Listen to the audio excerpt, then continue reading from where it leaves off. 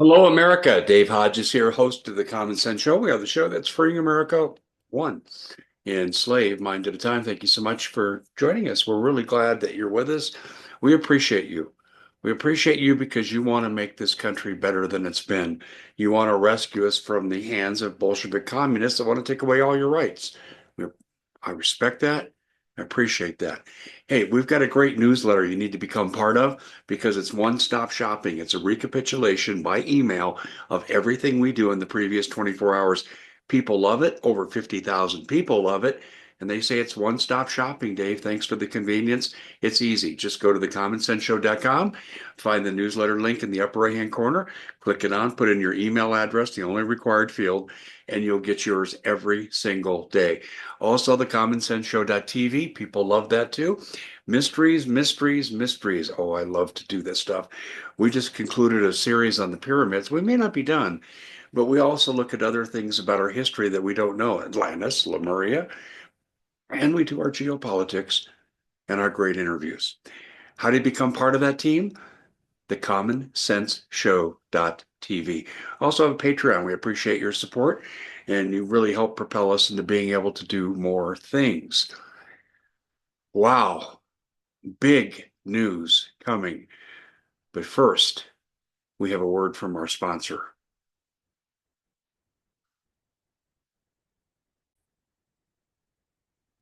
I'm going to show you something, and this greatly concerns me because certain types of brain cancer are exploding, and some researchers believe and currently researching the link between EMF, like from your cell phone, 5G towers, and so forth, 4G towers, whatever tower it is. They're worried about the EMF and repeated exposure causing glioblastoma, of which John McCain and Ted Kennedy, two notables, actually died from this.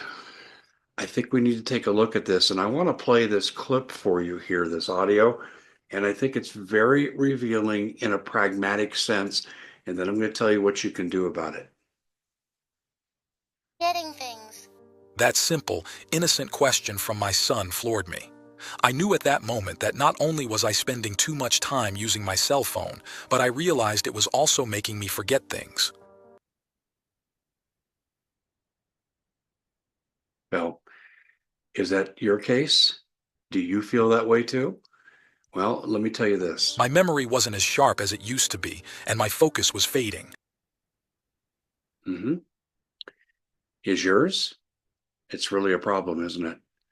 It's something that we really need to embrace as a societal Plus, problem. since I was getting older, people started wondering, myself included, if my mind was slipping away for good. Sadly, this is happening to far too many people.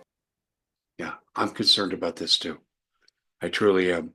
And I want to bring this back to full screen because if this sounds like you, if you're having the typical brain fog, lack of focus, headaches, restlessness, these can all be signs of EMF exposure. And Body Align has an answer. Patch it on your phone, the backside. Other things they do too. You need to check this out. We're going to do a show on this because I think this is a public health crisis. We need our cell phones. We need our 5G. We need all of these things to conduct business. I think we need to be smarter about how we use them. And this is what Body Align is about. Find out more and get your protection. Go to bodyalign.com/Dave Hodges. Bodyalign.com/Dave Hodges. Well, this is revelatory. I talk to Paul Preston frequently. Paul and I have been good friends for years and years and years, and he has treated me so well. When he had his first New California meetings, and he had people like Mike Huckabee there, I'm sitting at the table with royalty. Get to interview Mike. It was fantastic. Um, I have to tell you, Paul is one of the most impressive people I have ever met. Like me, he's been a basketball coach, he's been a principal, a superintendent now. He's got the biggest digital radio show in America, and he's the head of the New California movement. And what's New California? Our 51st state that Trump is fully supporting. The Trump people talk to him frequently, and I get tidbits. Some things I can tell you, and one of the reasons I get really good information is I know when to keep my mouth shut. So Paul is telling me a story, and I'm on my cross-country trip right now to return home. And so Paul and I are talking on the phone while I'm driving, and we had about a 45-minute conversation. And he told me some things. I go, oh, okay, okay. And then finally he says, well, you can tell people. And I said, oh, you don't want me to keep this off the record. So you're getting something here that's breaking that no one else is reporting, that Paul late yesterday afternoon gave me permission to release. He works with the Trump people frequently on the New California movement. They want their two extra senators in a 51st state. They want the representatives to go with it. And New California is about a 50-50 split from the current state of California, mismanaged by Gavin Newsom. It's 20 million, 20 million. So it's an offset to the Democratic advantage in elections. They love it. But there's another offset coming. Here's the breaking news. Paul, and I've known this now for months, but I wasn't allowed to tell you. Now I can. Paul has been asked and has been facilitating 4 provinces who are showing interest in becoming part of the United States. The thinking is they're going to become a territorial status, possibly, before becoming a state, which is a real pattern. I know Arizona, New Mexico, and my neck of the woods did exactly that. And then Arizona became a state in 1912. But before that, they were a territory along with New Mexico. This is maybe the way they go, or they may just go direct. Hey, you're in. You're in. And here's your benefits for being in. 4 provinces. And Paul is training them on how to do it. And they're using pretty closely the West Virginia model that was used in West Virginia, separated from Virginia to become its own state. And they're using a lot of that model. And Paul's at the forefront of this. He's going to become a household name. I mean, he being Paul Preston is going to become a household name before much longer. And why do I say that? Because when this movement becomes as well known as what I'm telling you right now, all eyes are going to be upon him. And he knows the media blitz from the mainstream media is going to be crushing. He's just going to brush it off and keep right on going. He's really doing great things. We hear talk of Canada being a 51st state. It's more likely we'll see 3 or 4 provinces be their own state, which really gives the people a better tie-in because there's regionalism and localism involved, and people better identify that oftentimes better than nationalism. So when I look at this situation, let's say it's 4 provinces and New California. That's 10 senators who are conservative and support constitutional liberty. And they believe that rights come from God, not from some dictator in a leftist party. This is huge, people. This is a huge development. And I believe the reason I was asked to release this information is this is the beginning of building popular momentum among the public for wanting this to happen.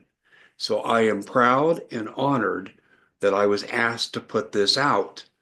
And I give my wholehearted support and pledge to this movement, and I have forever.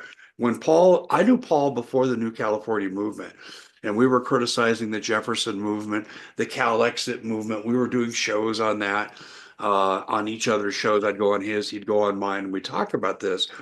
I never dreamed it would become this big. And I don't know that Paul did either, but he's a visionary. He is a true leader. I call him governor sometimes because I believe that if people are smart, when New California becomes a reality, he will be their first governor. That would be my hope for him. He never expresses any such desire. He's just trying to complete the mission.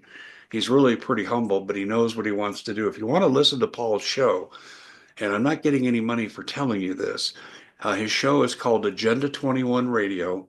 And all you got to do is put it into a search engine and you'll come to it. And it airs from 6 a.m.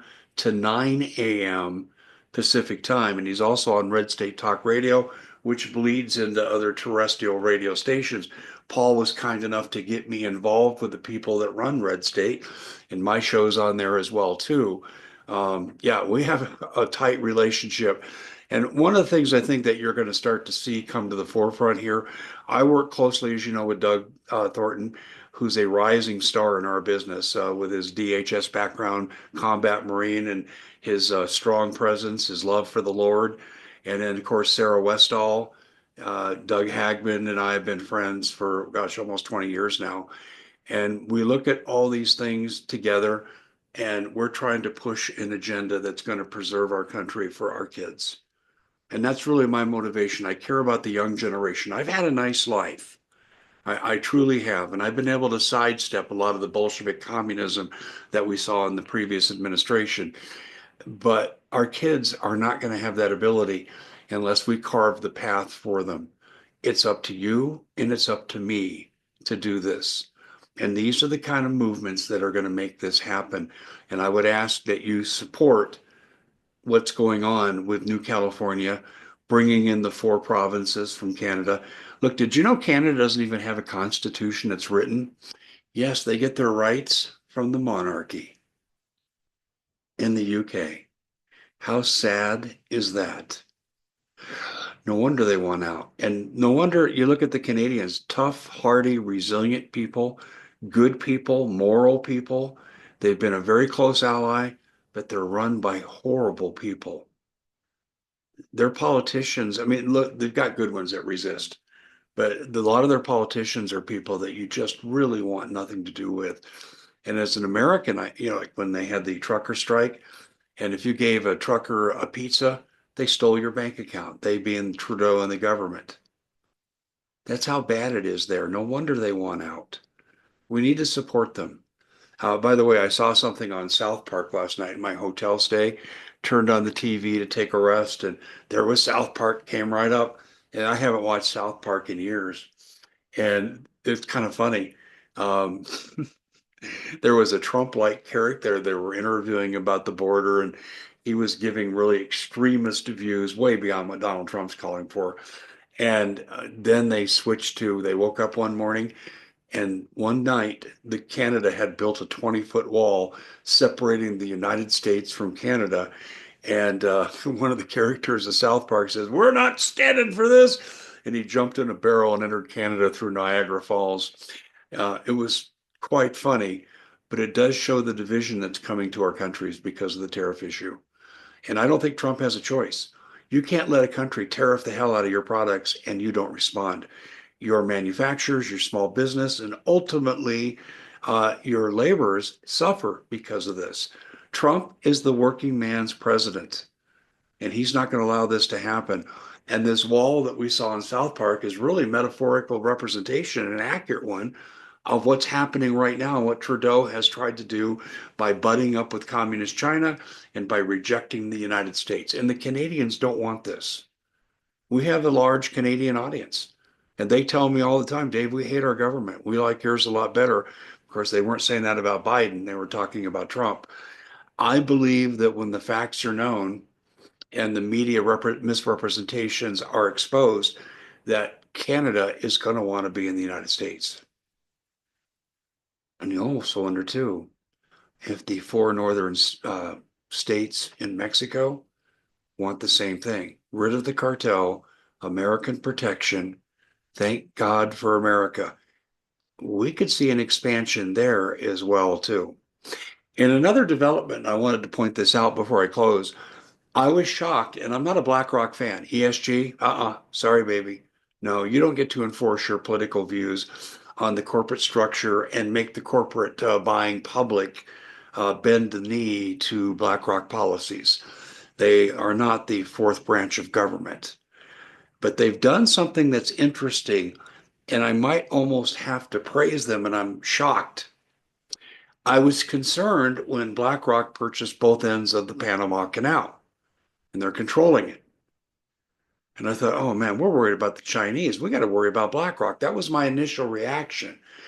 Well, as I've come to find out in my discussions with Paul, that BlackRock is working with Trump in this regard to keep China away from controlling it. Strange bedfellows are politics, aren't they? Scratching your head on this one? So am I. We're going to have to wait to find out more information, but that's the story from the inside. BlackRock and Trump working together. And I just saw a video a few months ago of Larry Fink being chased down the street by Rebel News when he was at the Davos WEF meeting. I mean, that couldn't be any more opposite than what Trump stands for. Go figure. Hey, thanks for joining us. I'm Dave Hodges. This is the Common Sense Show, and we will see you back here again next time.